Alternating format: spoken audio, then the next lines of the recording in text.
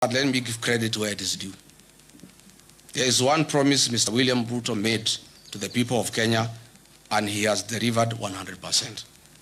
Congratulations, Mr. President.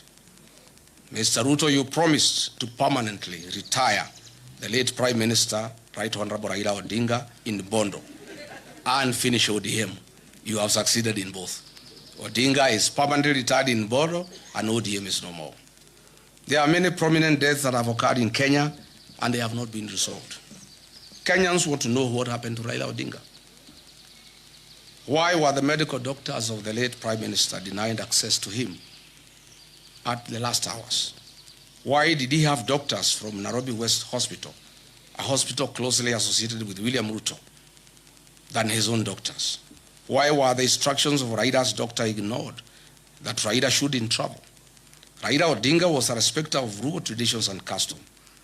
How could a person known respecter of Luo traditions and customs indicate that he should be buried in 72 hours against all known Luo traditions and customs? Was William Ruto anywhere an executor of Raila Odinga's will? Why was there no postmortem done on the body of Raila Odinga?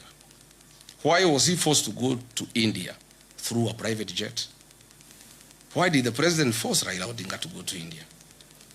Why was his party ODM taken over before his body arrived in the country, despite the known African customs that you don't inherit a man or a woman for that matter before they are buried? Who are these doctors who accompanied Raila Odinga against the wishes of his personal doctor, Professor David Oluoch Olunya? These are hard questions that Kenyans want